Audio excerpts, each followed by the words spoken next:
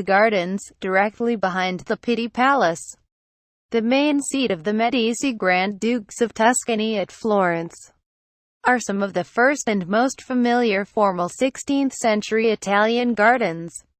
The mid-16th century garden style, as it was developed here, incorporated longer axial developments, wide gravel avenues, a considerable built element of stone, the lavish employment of statuary and fountains, and a proliferation of detail, coordinated in semi-private and public spaces that were informed by classical accents, grottos, nympheums, garden temples and the like. The openness of the garden, with an expansive view of the city, was unconventional for its time. The gardens were very lavish, considering no access was allowed to anyone outside the immediate Medici family, and no entertainment or parties ever took place in the gardens.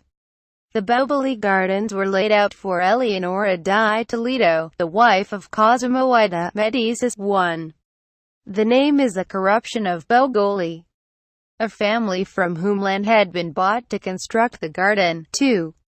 The first stage was scarcely begun by Niccolò Tribolo, 1, before he died in 1550. Then was continued by Bartolomeo Aminotti, with contributions in planning from Giorgio Vasari, who laid out the grottos, and in sculpture by Bernardo Buontalenti. 3. The elaborate architecture of the grotto in the courtyard that separates the palace from its garden is by Buontalenti. The garden lacks a natural water source to water the plants in the garden. A conduit was built from the nearby Arno River to feed water into an elaborate irrigation system. 1. The primary axis, centered on the rear facade of the palace, rises on Boboli Hill from a deep amphitheater. 3. That is reminiscent in its shape of one half of a classical hippodrome or racecourse. At the center of the amphitheater, and rather dwarfed by its position, is the ancient Egyptian Boboli obelisk, 1, brought from the Villa Medici at Rome.